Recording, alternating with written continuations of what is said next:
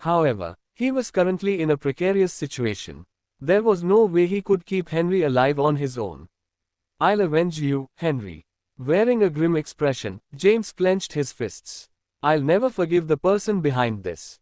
Rest well here. I'm going to divert the enemy's attention.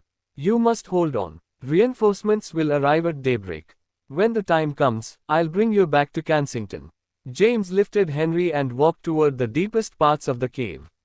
Finally, he found a secluded spot and hid Henry there. After that, he removed any lingering scents and traces that were there. James knew that the enemy would have military dogs. If they happened to detect them, Henry would be as good as doomed. Removing Henry's scent would prevent them from sensing his presence. After ensuring everything was set up the best it could be, he quickly left. He left the stone cave and headed straight into the thick foliage. His experience staying in the southern plains for a decade armed him with the geographical knowledge he needed. The main concern was to attract the enemy's attention.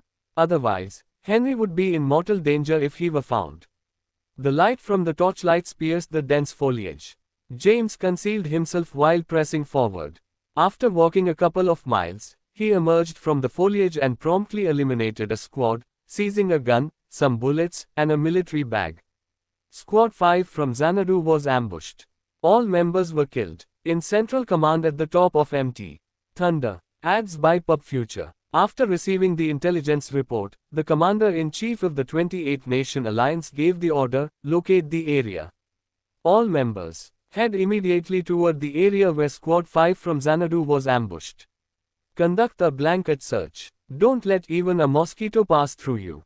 Commander-in-Chief, the squad was ambushed at Area C. Head toward Area C now.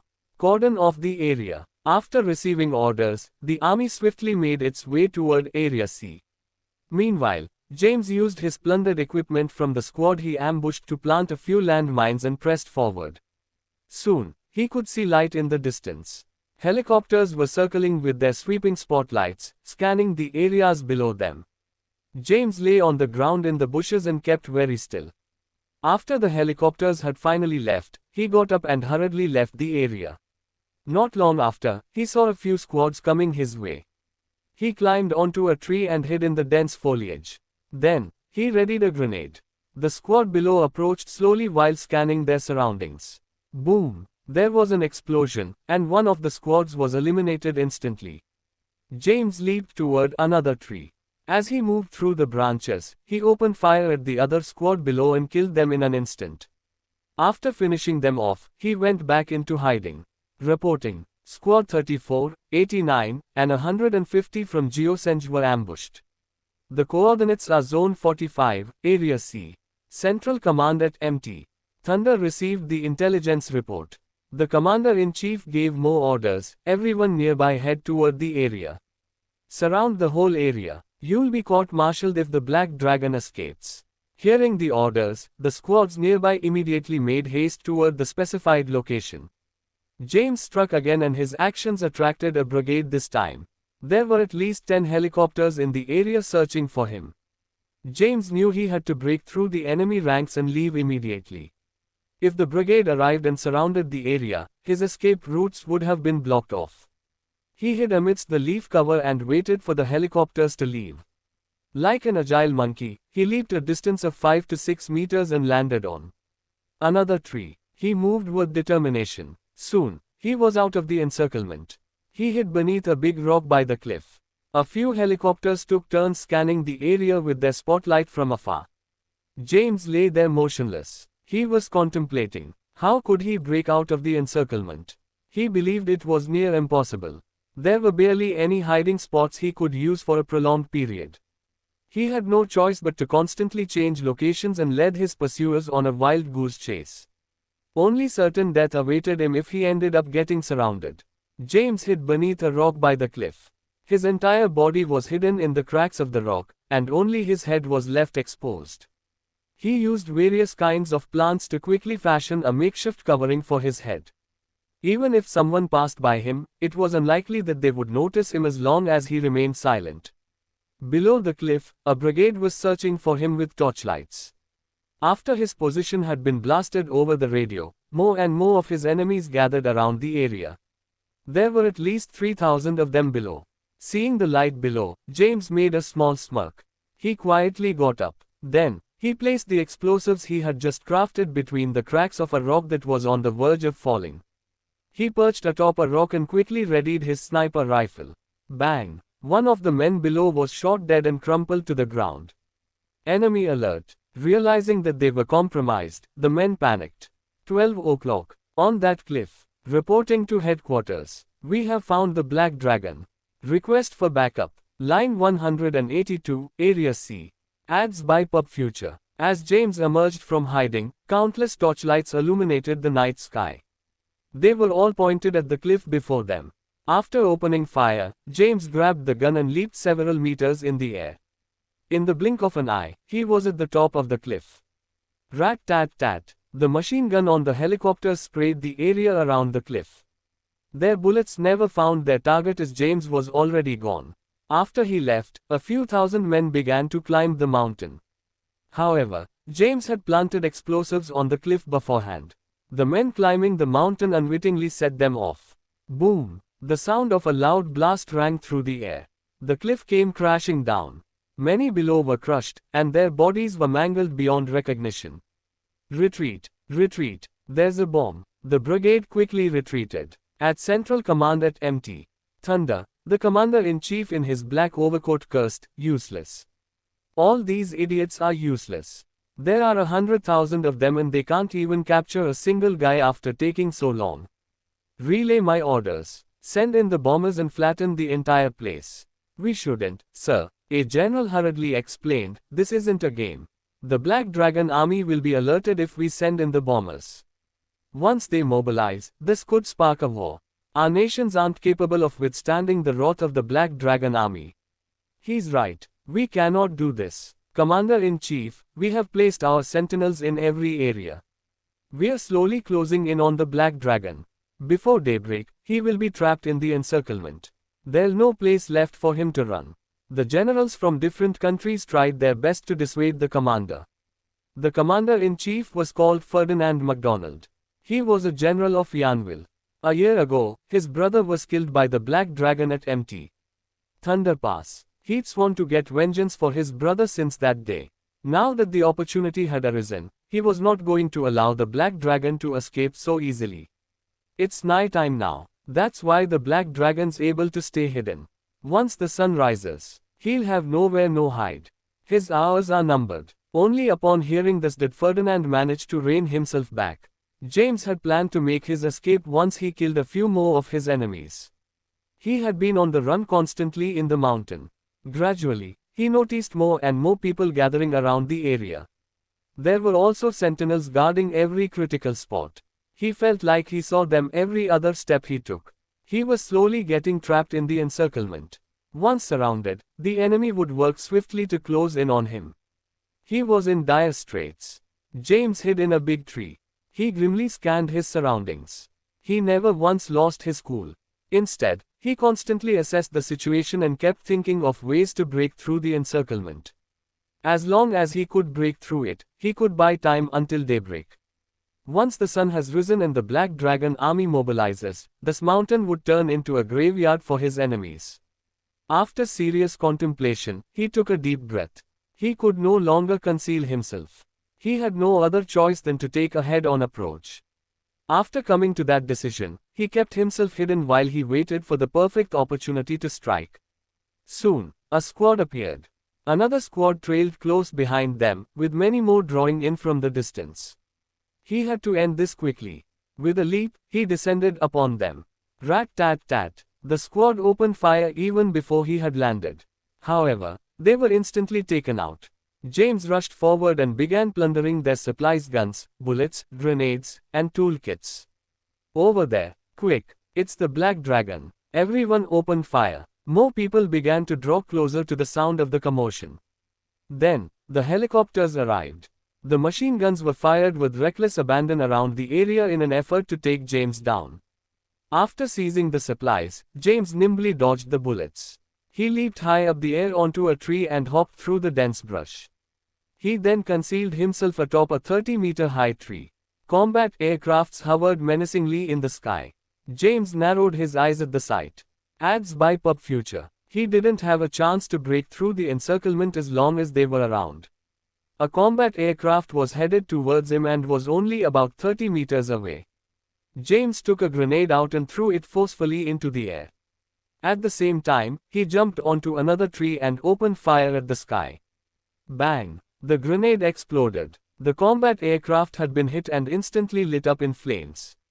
Like a stringless kite, it crashed from the sky and exploded into a ball of burning metal debris. The crash also took out many unsuspecting men on the ground. As the combat aircraft crashed to the ground, bombs fell from the sky and detonated in the area James was in. Even the trees were uprooted by the blast. Fortunately, none were able to hit him as he had already quickly moved on from the area. He was already a kilometer away. He hid once more in a tree, breathing heavily from the exertion. His body was having a hard time keeping up with his intense mental concentration and extreme physical movements. His energy was almost completely spent. He needed to eat and restore his energy soon. If he did not, he would lose his ability to fight very soon. It was at this very moment that his tobacco addiction kicked in. He needed to have a smoke. He saw the hollow of a tree in a distance. Like a snake, he descended the tree at an astonishing speed. He entered the hollow with a fluid dive. He took a cigarette out and lit it. He took a deep, long drag. All his fatigue was instantly washed away. From his bag, he took out a few fortified biscuits and a bottle of mineral water. It did not take long for his small moment of respite to be broken again. James peeked through the crevice of the tree and noticed fully armed soldiers heading toward the area he was in. He quietly planted a few landmines and disappeared into the night. A few minutes later, boom, there was an explosion, and many were killed in the blast. James kept disappearing and re-emerging as if he was able to blend into shadows themselves. Even so, 100,000-strong army was assembled in this area. James' movements were slowly but surely getting more and more restricted. James looked at the watch on his wrist. It was only 2 o'clock in the morning. There were still many hours until daybreak. In the meantime, the area James was able to move around in had gotten so small that any movement he made was extremely risky. Where's the Central Command? James racked his brain for answers. He tried his best to pinpoint the location of the enemy's Central Command. If he wiped out the Central Command, the forces of the 28-nation alliance would be leaderless and thus, a lot less coordinated. Mount Thunder. James came upon a possible area for the base, the top of Mt. Thunder. After he left, that was the first place his enemies had appeared in. As such, the Central Command was likely at the top of Mt. Thunder. Suddenly, a light bulb went off in James' head. He had a daring idea. He thought of a way to return to Mt. Thunder and destroy the brains of the enemy's operation. There only were a few hours left until daybreak. He would not be able to last until then if he did not come up with a plan. He was not 100% sure that the Central Command was at the top of Mt. Thunder either. However, the top of Mt. Thunder was logically a very strategic location. If he was the commander, he too would choose to construct a temporary command center there. That was because it was surrounded by cliffs on all sides. Not only that, it had a vantage point that was easily defensible. After getting a grasp of the situation, James began formulating his plan. He closed his eyes, trying to remember the routes he had taken to deduce his current location and distance relative to the top of Mt. Thunder. Relying on memory alone was not a very reliable measure, but it was close enough. His main conundrum now was that the enemy's main forces were slowly cornering him. He needed to think of a way to break the encirclement, and he needed to do it fast. It was no longer possible for him to sneak away unnoticed. On the flip side, getting to the top in his condition would be quite the task if he showed himself now. He chose to remain hidden. Meanwhile, the sky filled with more combat aircraft. Their bright spotlights pierced the night sky like sweeping lasers. James knew he was running out of time. The area he was in was already in everyone's crosshairs. If he did not leave in time, an army of 100,000 men would be there to confront him in battle. Once the enemy launched a pincer attack from all sides, there would be no escape for him.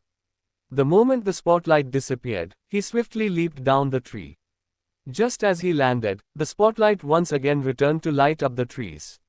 Ads by Pub Future. He got on the ground in the bushes and lay motionless. Only after the spotlight had left the area did he continue moving forward. He slowly sneaked in the direction of the army and then attempted to go around them. He eventually reached an area with many men surrounding him. These fully armed men wearing LED flashlights on their heads were conducting a blanket search of the area. They systematically moved forward and shrunk the encirclement. James could tell from just the lights that there were at least 1,000 men there. Finishing them off would not have been too difficult a task. The problem he faced was the helicopter circling in the sky searching for the slightest hint of his whereabouts. Once the battle commenced, he'd be immediately exposed to the relentless bombardment and machine gun fire of the helicopters. He lifted his head and squinted the sky. There were at least 10 helicopters. TCH, how annoying. James clicked his tongue under his breath. With the sniper rifle on his back, he surreptitiously made his way to a cliff and hid in the bushes near a rock. Then, he pulled out the rifle and set it up. It had a range of 1,000 meters. Concealed, James aimed at a helicopter in the sky. It was moving in the air lazily. He worked out the wind force, the drag, and the helicopter's speed in his mind. As the helicopter flew into his range, he opened fire. The bullet pierced through the helicopter's window and killed the pilot instantly. The helicopter spun out of control and crashed to the ground. Boom! Upon impact with the ground, the helicopter exploded into a ball of flames. The surrounding dry grass caught fire. The fast-spreading flames lit up the pitch-black surroundings. At the sight, James, who had been hidden atop a cliff the entire time, smiled slightly. He quickly went back into hiding and continued searching for more opportunities. Soon, he found another one. He opened fire once more and killed another helicopter pilot. That helicopter went down just as quickly as the first. The commotion attracted the attention of the nearby soldiers. They all knew the Black Dragon was in this area and they hastily made their way there. In just a short amount of time, 10,000 men had gathered there. Seeing this, James scowled. He decided against remaining at the same spot for too long. He loaded up the rifle on his back again and swiftly moved through the brush. At the top of Mt. Thunder, Ferdinand cursed upon receiving the intelligence reports. Worthless. All these men are worthless. How did he take down the helicopter by himself? General, this is the Black Dragon we're talking about. Worry not, he might have the advantage of blending into the terrain at night, but once the sun rises, he'll be trapped like a rat. That's right. The 28-nation alliance has mobilized 100,000 men. There's no way the Black Dragon's getting out of here alive. He's as good as dead. We just need to wait until daybreak. Generals from the 28 nations gathered in the Central Command. As they had been defeated by James in the past, they were well aware of his strength. That was why they remained composed. Once the sun rose, James would have nowhere else to hide. Within this time, James had already exterminated a few sentinels in the area and managed to obtain a rocket launcher. He stood on a tree with a rocket launcher on his shoulder and aimed at a helicopter in the sky.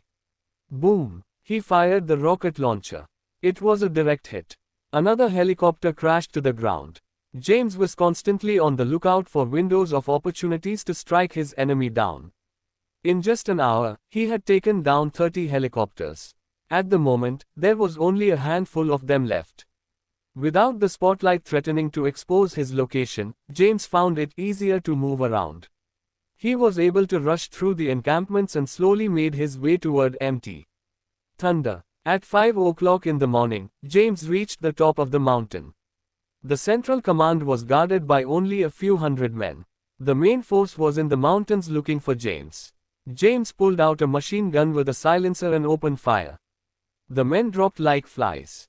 At the same time, in Central Command, the generals from the 28 nations were in a heated discussion. General MacDonald, we've lost the Black Dragon's trail. He hasn't shown himself for over an hour.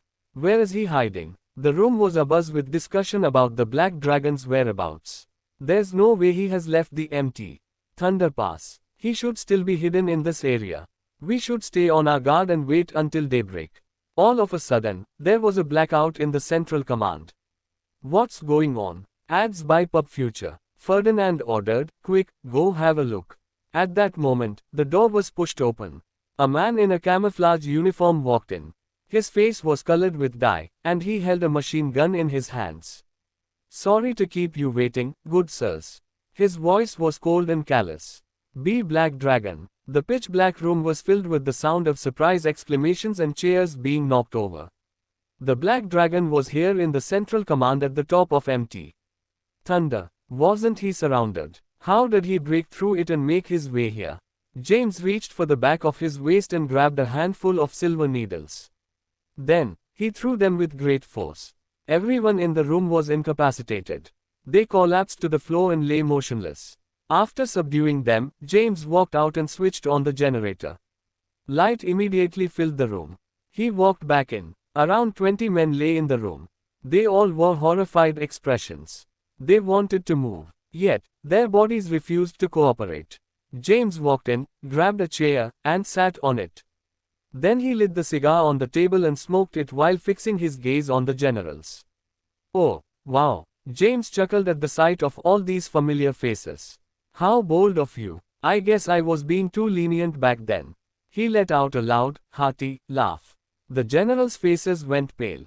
They had lost. It was a complete and devastating loss. All 28 fighters from 28 different nations were killed even as they barraged the Black Dragon all at once. Most of the 100,000 soldiers pursuing the Black Dragon were killed. Finally, he broke through their encirclement and headed straight toward the Central Command. Now, only death awaited the ones left in the room. Smoking his cigar, James looked at the generals and interrogated them with a steely voice. "I'll you guys a chance to live if you give me the information I want. Who's the one behind the scenes? Who's targeting me? Just cut to the chase and kill us already."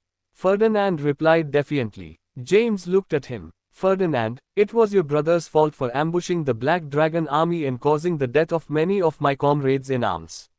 I didn't expect you to repeat the same mistake." James approached him and lifted Ferdinand by his collar. "Do you really think I won't kill you? Have mercy, Black Dragon. The border is at peace, and you're no longer the Black Dragon general. If you kill him, a war could break out." "Is that so?" James sneered. Immediately, his face darkened. He grabbed Ferdinand's neck and curled his fingers around it forcefully. Ferdinand's neck let out a sharp snap, and he died before he could say anything else. He then tossed Ferdinand's body aside like a rag doll. He looked at the generals who were shivering in fear and said coldly, "Even if I have resigned, that doesn't mean I am going to let myself be pushed around by a bunch of nobodies like you. Since you've decided to mobilize your army, you should have prepared yourselves for the aftermath. I'll ask again, who's the one giving you your orders?" James' roar reverberated throughout the room. His roar sapped whatever courage the generals had left. Though Ferdinand did not fear death, the other generals did. With James' threat looming over them, they decided to concede. It was Willie. He told us to send the 28 fighters to fight you at Mt. Thunder. If they lose, then we were supposed to mobilize our armies. That's right. It was Willie who planned all this. He instructed us to capture the Black Shadow General of the Southern Plains to use as leverage against you. We only mobilized because he said he needed our help. Everyone clamored at once. James clenched his fists. Henry's life was hanging by a thread because of them. He wanted all of them dead, right there and then. The atmosphere in the room chilled over. The generals lying on the floor could sense his lethal intent. They quivered in fear as if they were face to face with a ferocious beast. James took a deep breath. He unclenched his fists. Against his personal desires, he chose not to kill them. After all, killing them might make it harder for him to leave the mountain alive. Reporting to Central Command. We've lost the Black Dragon's trail. Please give further instructions. No Black Dragon sighted in Area C. Ads by PubFuture. Intelligence reports began flooding in. James grabbed a general and hissed, "Order the army to head toward Area D." The general did not dare disobey him. "This is Central Command. We have received news that the Black Dragon has escaped to Area D. Head toward the area immediately." After the general relayed his orders, James smashed the communications equipment to pieces. With that, Central Command lost all contact with the outside world. Now, all James needed to do was wait for dawn. Henry's grave condition occupied the back of his mind. He had no idea if he was still alive. After tying everyone in the room up, James speedily left the room and headed for the cave where he had hidden Henry. Using his great agility, he traversed through the dense forest in the blink of an eye. Soon, he reached the cave and found Henry. Carrying Henry on his back, he quickly returned to the top of Mt. Thunder. The sun's rays peeked through the horizon. James inspected Henry's condition. He pulled a silver needle out and stimulated Henry's organs to keep him alive. At the same time, in the military region of the southern plains, Levi was awake the whole night. He felt anxious ever since seeing James off. In his office, his eyes were glued to his clock the whole time. It was 6 o'clock in the morning. The sun was slowly rising above the horizon. James had not returned. He stood up and gave the order, "Attention. Air Force Regiment reporting for duty. Special Forces Brigade reporting for duty. Infantry Battalion reporting for duty. Missile Regiment reporting for duty." As Levi delegated the orders, all buildings in the military region lighted up. All the commanders of different brigades and regiments reported for duty. Levi looked at the time once again and shouted, "Attention. We'll leave camp at 7 o'clock in the morning. Our destination's Mt. Thunder Pass. Our mission, flatten it." The sound of the war trumpet could be heard throughout the entire military region. Everyone was ready for combat. All combat aircraft were prepared for takeoff at any moment. All armored vehicles, tanks, and missile-launching vehicles stood on standby. Hundreds of thousands of the Black Dragon Army boarded the vehicles. After Levi gave his directives, all his generals headed to his office. "General Levi, what's going on? Why are we blowing the war trumpet? Is the enemy attacking? The Black Dragon general has resigned. Have you asked the higher-ups for permission?" Faced with their questions, Levi replied, "Though the Black Dragon has resigned from his post, he'll always be the commander in my heart." Yesterday, he appeared at the southern plains and headed toward Mt. Thunder Pass. Before he left, he ordered us to mobilize the army and flatten the Mt. Thunder Pass if he didn't return by daybreak. What? The general was here in the southern plains. When was this? Why wasn't I informed? However, Levi offered no explanations. He stood by the window and waited silently. The sun slowly rose above the horizon, illuminating the pitch-black sky. He glanced at his clock. It was 7 o'clock in the morning. With a walkie-talkie in his hand, he gave his order, "Attack." The sound of the war trumpet reverberated throughout the military region. Thousands of combat aircraft took off. Following that, column after column of tanks, armored vehicles, and convoys proceeded in an intimidating formation toward Mt. Thunder Pass. At the same time, James was outside the central command at the top of Mt. Thunder. It was daybreak. If everything went as planned, Levi should have mobilized the army. He returned to the room. Looking at the generals, he addressed them tersely, "The Mt. Thunder Pass will be the final resting place of the 100,000 men belonging to the armies of the 28-Nation Alliance." Boom. Ads by Pub Future. Just as James finished his sentence, the muffled din of an explosion could be heard outside. The generals' faces lost their color. The Black Dragon Army has mobilized. Are you trying to instigate a war, Black Dragon? Saul has signed an agreement with the other nations that its army wouldn't cross into the Mt. Thunder Pass for no reason. This is preposterous. Just you wait. The 28 nations will have their revenge. The generals gave a defiant outcry. James sat emotionlessly on a chair. "Yes, we agreed not to cross into the pass for no reason. However, this is under the condition that we weren't under attack. It's true that I've already resigned from my post." However, James pointed at Henry, who was lying on the bed, still unconscious. "He's still a general of the southern plains. How brazen of the 28 nations to kidnap our general. Now I hope you're prepared to suffer the wrath of the Black Dragon Army." As he said that, he retrieved the silver needles from their body. The generals were finally able to move again. "Contact your supreme commander immediately. Tell them if they want you back alive, they should be prepared to pay the ransom. According to international norms, $1 million for a common soldier and $10 billion for a general." James looked at them. "Since you've decided to mobilize your armies, you should have prepared for the possibility that you would fail. You should have foreseen defeat." The sound of gunfire and explosion came from outside. Upon seeing the Black Dragon army being mobilized, the allied forces of the 28 nations wavered. They lost the courage to continue fighting and chose to surrender. The Black Dragon army's bombers continued their bombardment in spite of this, and the massive battalion suffered devastating losses. The rest were taken prisoner. After reconnecting communications to Central Command, James took the landline phone and called Levi. "I'm at the top of Mt. Thunder." After hanging up the call, he waited patiently. Soon, a few combat aircraft landed at the top of the mountain. Levi, Vice Commander of the Black Dragon Army, reporting for duty. "My sincerest apologies for being late." Levi knelt on one knee after getting off the helicopter. The others followed suit. "Sorry for being late, sir." Their voices rang in unison. Carrying the still unconscious Henry, James walked out of the building under their gaze. Bodies were sprawled all over the top of the mountain. James made his way toward Levi, carefully stepping over the bodies and ordered, "Send me to the military hospital of the Southern Plains. I need to treat the Black Shadow's wounds. The generals of the 28 nations are inside. Take all of them prisoner and bring them back. According to international norms, we'll be demanding a ransom from their respective countries. Bring all prisoners of war back too." After delivering his instructions, James got on the helicopter with Henry in his arms. The helicopter took off and left the mountain. Levi and the other generals stood up and saw the corpses littered all over the mountaintop.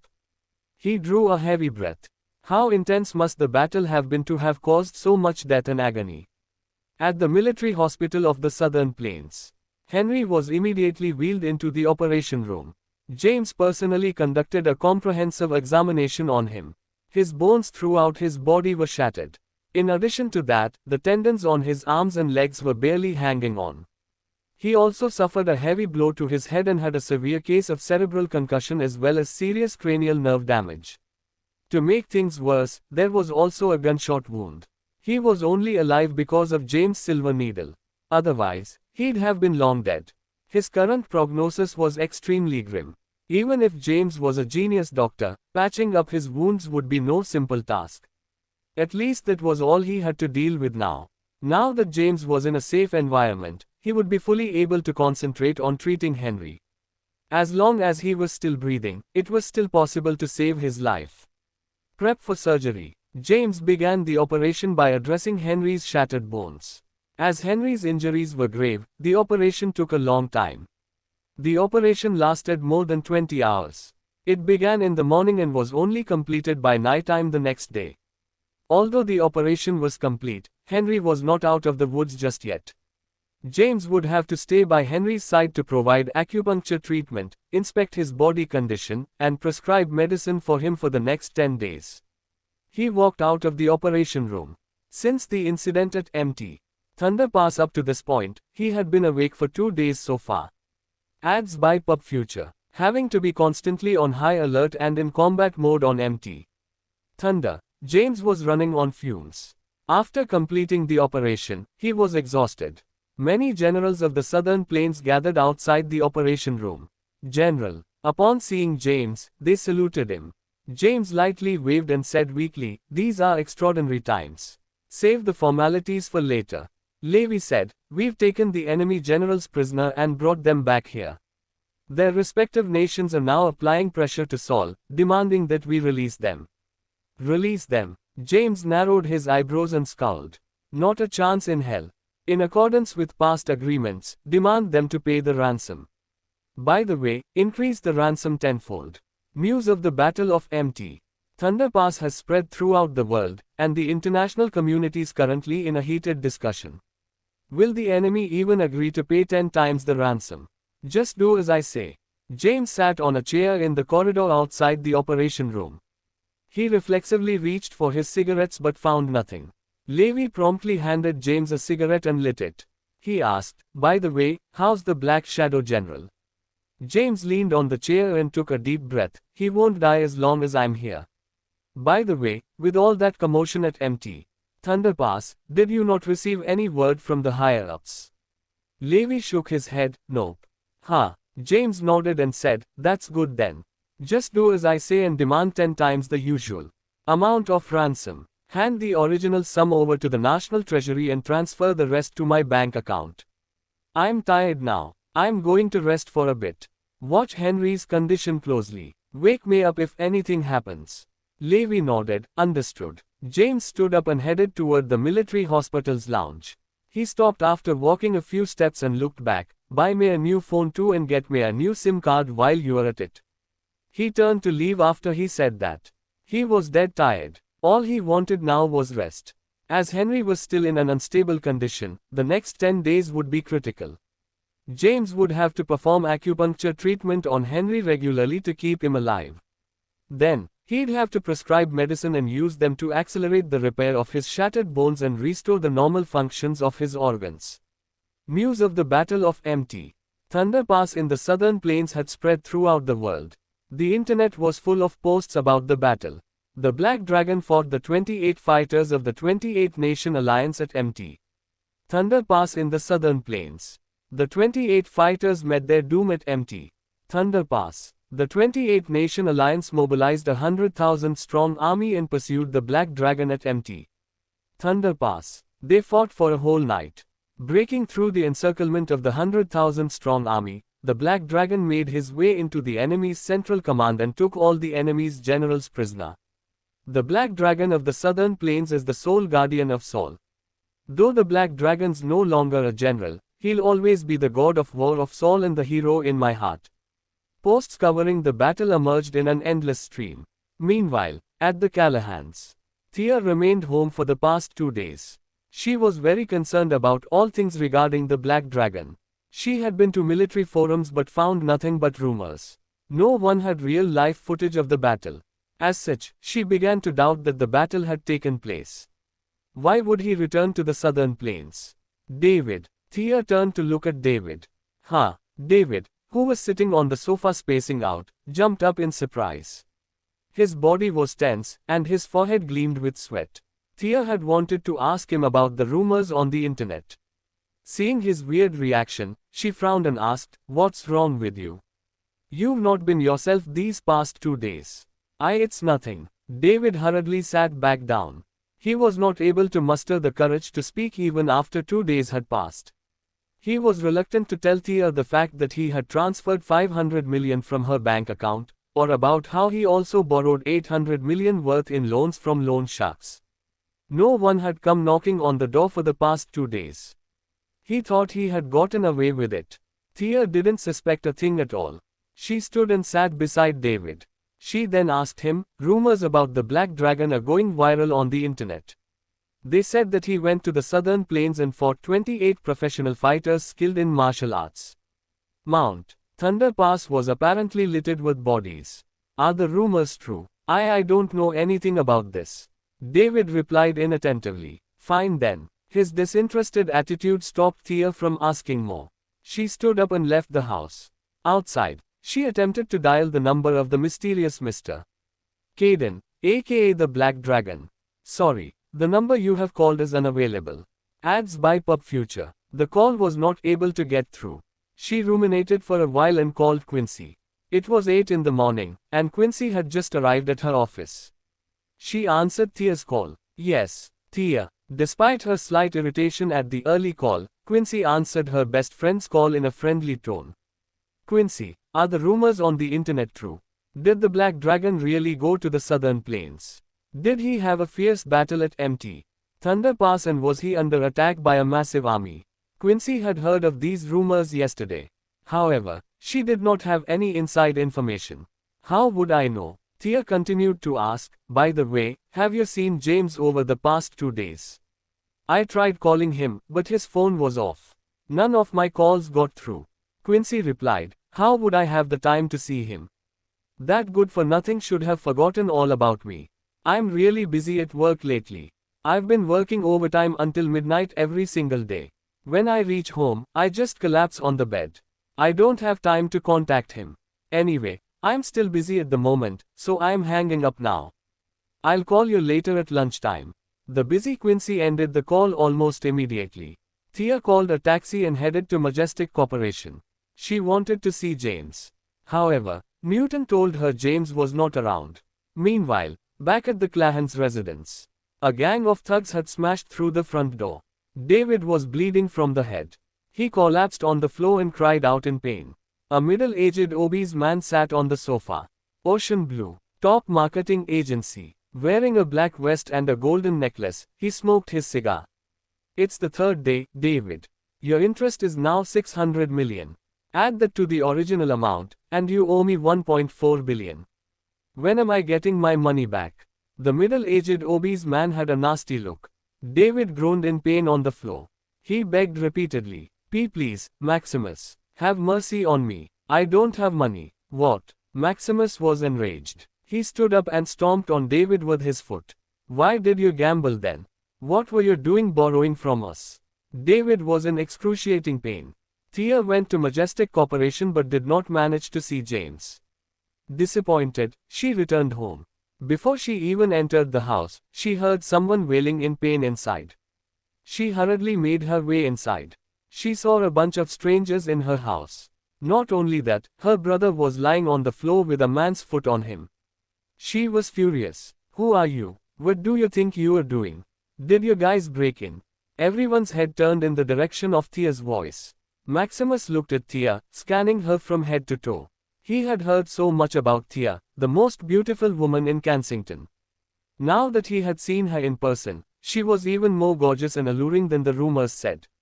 Back then, when she had the protection of the Black Dragon, no one dared offend her.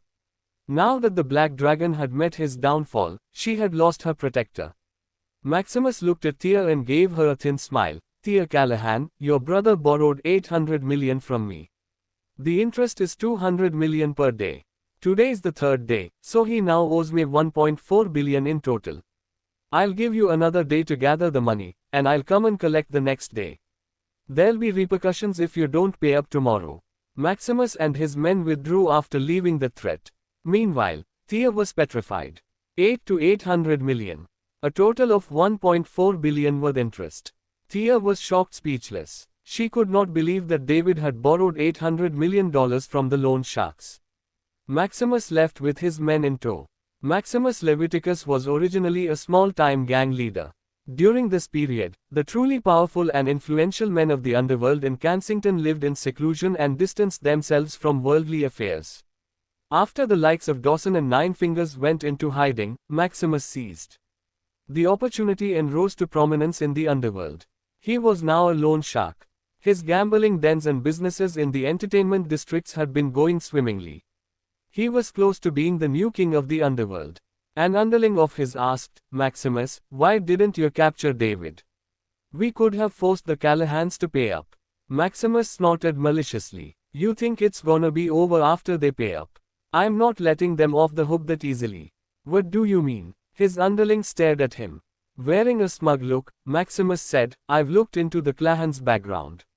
The most powerful of them is the Black Dragon. His downfall is a pity. He's no longer the general of the Southern Plains.